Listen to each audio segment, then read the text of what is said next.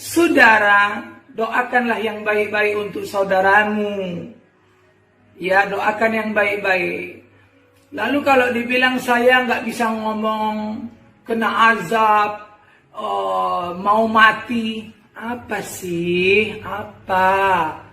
Kamu kenapa kok begitu? Ini saya bisa ngomong. Alhamdulillah, memang saya masih sakit.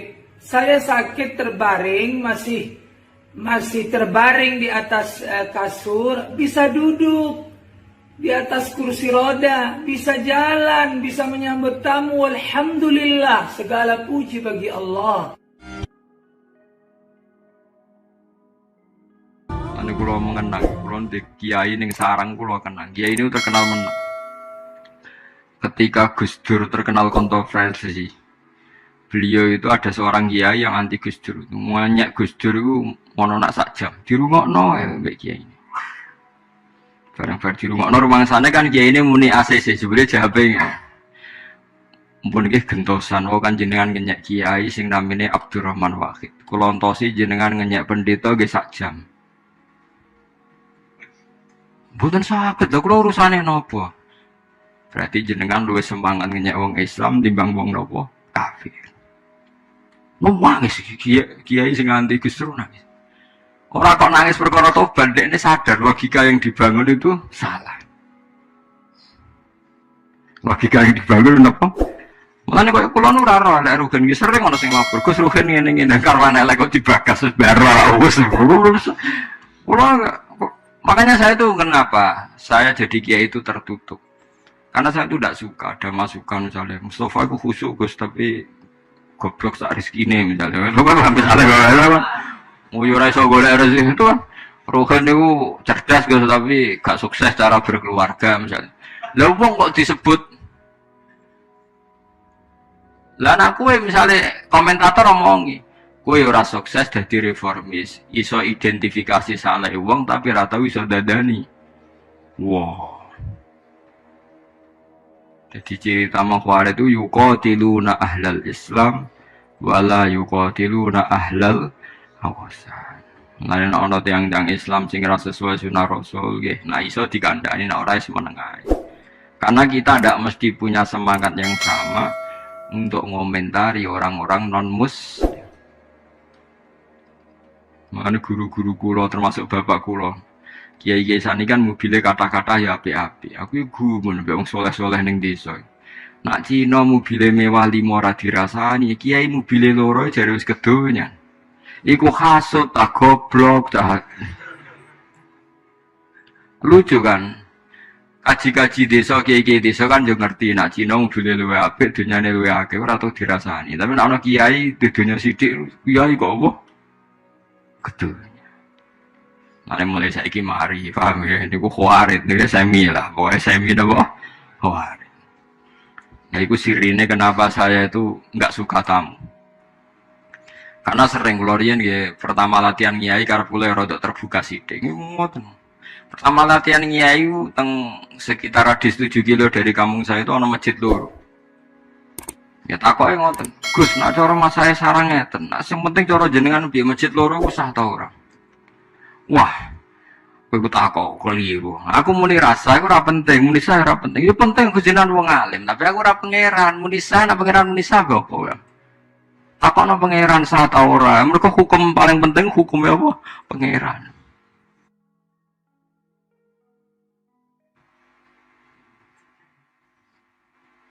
Nah, tapi jenengan wong alim, nek padha-padha alasan percaya ku wong alim, mestine kita kok ki sarang dijawab wis cukup ku ya wong alim. Jan ki wong adu-adu, paham? Paham blok-blok kamdon. Lagi sadar deh. Masa Gus astagfirullah saya kliwat ta ngono saya. Wis ra iso astagfirullah kliwat ta. Dosa mes apa kliwat.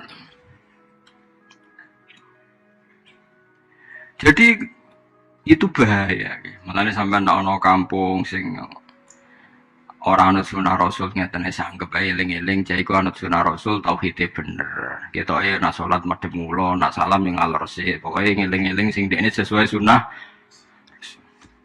Kulo nate diparani tiyang. Sekarang itu penyakit, orang-orang ndak ngikuti sunah Rasul. Ayo cepet-cepetan nyontokno cah iku anut sunah Rasul be ora. Dekne nyontokno siji gak jigoten, gak cingkrang, terus tak contohno dekne salate padhe ngulon sunah Rasul, nak salat wudu sik sunah Rasul padha loro. Ayo cepet-cepetan akeh-akehan. Pas 10 macet ten, aku cek 100. Lha iya kan satu wong salat madheng ngulon sunah sapa? Rasul. Wong salat lambenan gak utuh sunah sapa? Rasul. Masih bojo ngamuk ditinggal sholat sunai sapa? Rasul. Ya akeh lah sunai Rasul.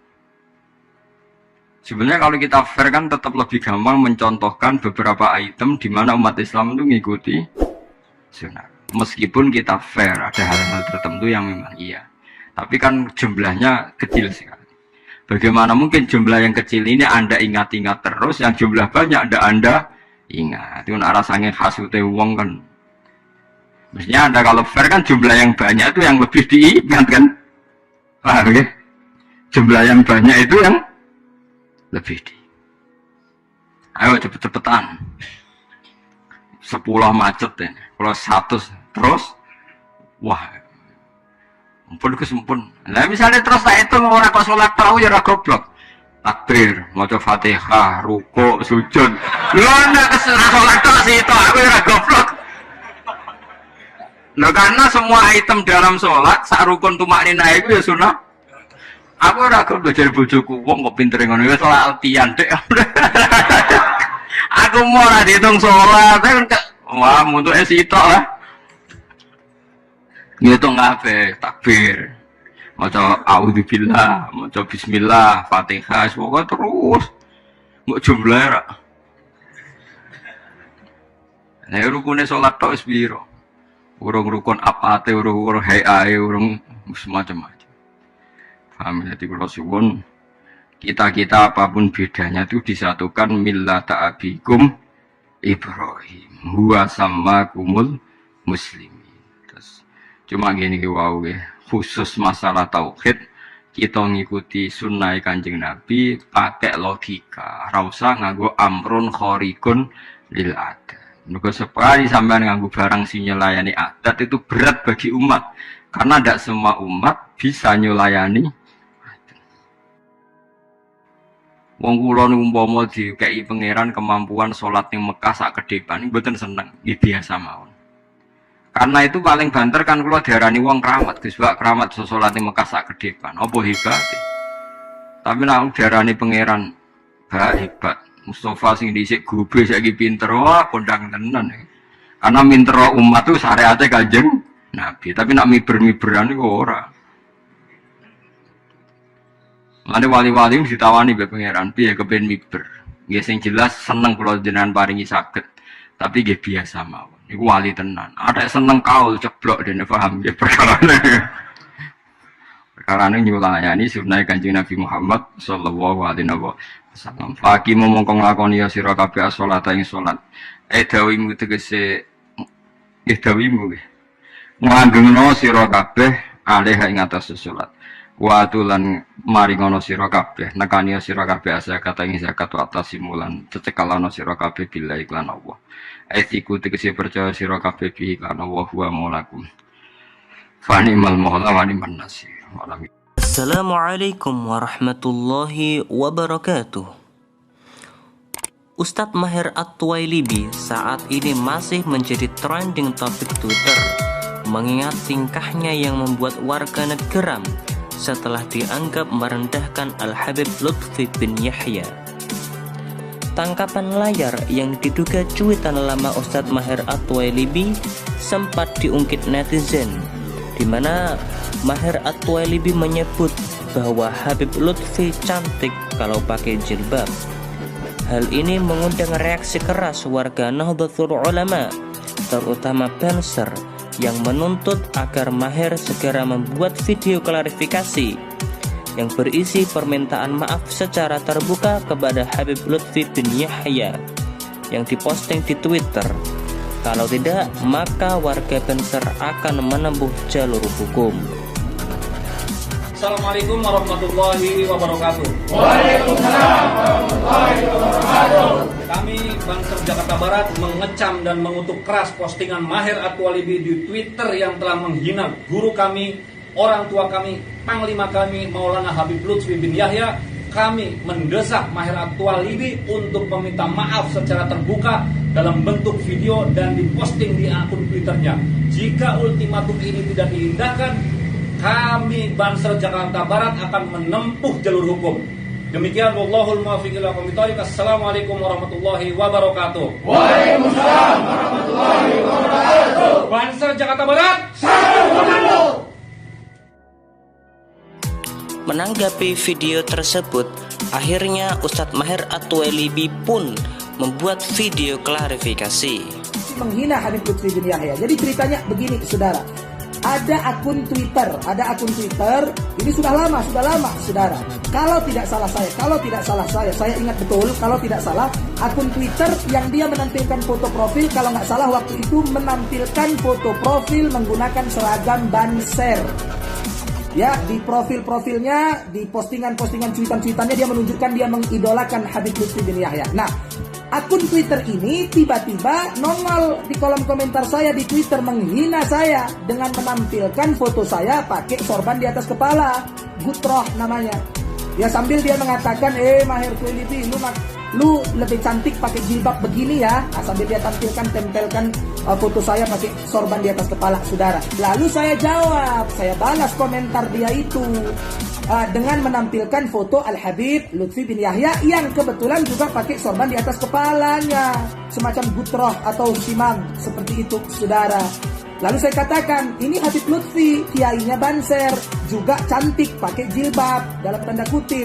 Jadi saya bukan menghina, kira-kira saya ingin mengatakan ke dia gini loh, lu menghina gua, lu katakan gua pakai jilbab padahal pakai sorban, berarti lu secara nggak langsung menghina Habib Lutfi, ya. Di sisi lain, Maher At-Thwalibi pun masih memiliki permasalahan serius dengan Nikita Mirzani. Ustadz Maher At-Thwalibi pun tak kuasa menahan emosinya ketika mendengar Nikita Mirzani menghina Habib Rizik dengan sebutan tukang obat. Ustadz Maher pun menyebut Nikita Mirzani sebagai perempuan murahan alias tukang lonte. Menurut Ustadz Maher, yang bilang bahwa Nikita Mirzani itu lonte bukanlah dirinya, melainkan Nikita Mirzani sendiri. Ia heran dengan tanggapan netizen di Twitter yang menyebutnya kasar dan menghina. Dalam cuitan sebelumnya, Ustadz Maher mengatakan ia akan mengepung rumah artis Nikita Mirzani jika tidak membuat klarifikasi dan permintaan maaf. Ustadz Maher At-Thwalibi akan kepung rumah artis Nikita Mirzani jika ia tidak membuat klarifikasi dan permintaan maaf secara terbuka. Tunggu Nikita Mirzani, tulis Ustadz Maher. Lalu postingan yang membuat netizen juga menuding Ustadz Maher telah menghina adalah cuitan yang menyebutkan tukang obat jalanan lebih mulia daripada lonte. Postingan itu memang tidak menyebutkan nama Nikita Mirzani. Namun melihat postingan sebelumnya yang dibidik Ustadz Maher memang Nikita Mirzani. Terkait cuitan yang dianggap menghina dari Ustadz Maher, Nikita pun menanggapi melalui akun Twitternya Nikita Mirzani Mawardi.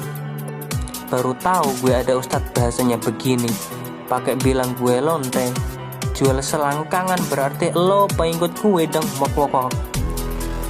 Apakah Nikita Mirzani takut? Tentu tidak. Ternyata Nikita tak gentar menghadapi ancaman Maher.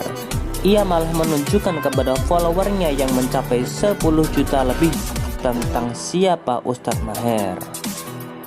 Nikita Mirzani mempersilahkan Ustadz Maher datang ke rumahnya, di mana Ustadz Maher juga mengancam akan membawa ratusan orang. Nikita juga menyebut Ustadz Maher agar tidak merasa sok suci. Hal ini dikemukakan menyusul sebutan kasar yang disampaikan Ustadz Maher terkait sapaan kepada Nikita Mirzani. Pernyataan Nikita Mirzani langsung direspon puluhan ribu warganet. Banyak di antaranya yang membela artis 34 tahun tersebut. Salah satu warganet yang membela Nikita Mirzani antara lain mengatakan, suruh orang minta maaf tapi Pak Ustadz menghina orang dengan kata-kata yang lebih kasar. Ada juga yang mengatakan, saya umat muslim tapi membela Nikita Mirzani karena tidak sepantasnya seorang muslim mengeluarkan kata-kata hinaan sekalipun dengan niat membalas hinaan. Sosok Ustadz Maher At-Twailibi kembali tak mau kalah dengan Nikita Mirzani. Ustadz Maher lewat jejaring Twitter miliknya pada Minggu tanggal 15 November 2020 mengunggah sebuah foto dengan narasi yang menyinggung sosok Nikita Mirzani. Dia mengunggah foto Nikita Mirzani sedang memegang sebuah celana dalam berwarna hitam. Dalam narasinya, Ustadz Maher mengatakan, sebagai orang Medan, sebutan lonte itu sudah biasa. Ustadz Maher juga membawa nama Gus Baha sebagai ulama idolanya warga Nahdliyin soal penyebutan kata lonte. Dalam akun Twitternya, Ustadz Maher mengutip potongan video Gus Baha yang menyebutkan bahwa orang nakal harus dikatakan sundel lonte. Saya punya hadis sahih dari riwayatnya Imam Ahmad. Inna Allaha ta'ala la yanzi'a barakatal ardi hatta la yuqala fil ardi lizolim antaz zolim. Allah tidak akan mencabut barakatul ardi sampai di bumi tidak dikatakan pada orang zalim antaz zalim. Sekarang begini misalnya, contoh paling mudah yang kita mendapat berkah. Contoh paling mudah kita mendapat berkah dari contoh ini. Sebetulnya atas nama etika Jawa, etika Jawa. Kita nanti tonggo lonte, iku sawangane secara etika wis urusane dewi-dewi. Ora usah mbok omongno iku lonte, sundel, sembah kono. Tapi barokahnya kebenaran bahwa orang nakal harus kita katakan sundel lonte, itu kelontean dan kesundelan akan tabu terus selama orang masih ngomong untuk lonte itu sundel, untuk orang WTS itu lonte atau sundel. Artinya apa? Orang masih jijik atau merendahkan derajat mereka yang berprofesi sebagai lonte atau sundel. Dan ini baik bagi agama, bagi keberlangsungan moral, karena masih ada yang menjijikkan proses-proses yang salah. Meskipun kita sebagai ulama, sebagai tokoh masyarakat, tentu mereka kita kasih ruang taubat, juga kita kasih hak-hak sebagai martabat, sebagai manusia. Tapi kita tetap akan bilang bahwa itu namanya lonte, sundel atau apa. Ini rungokno tenan. Sehingga apa? Dengan posisi masyarakat yang merendahkan derajat atau yang berprofesi lonte, orang inginnya itu dagang secara baik-baik, orang inginnya jadi PNS secara baik-baik, orang inginnya dapat uang lewat ternak secara baik-baik, karena mereka tidak mau resiko ngambil profesi cari uang yang resiko dihujat masyarakat. Baik. Bayangkan nanti mungkin di era anak cucu kita, orang yang lonte, yang sundel dibahasakan itu hak asasi.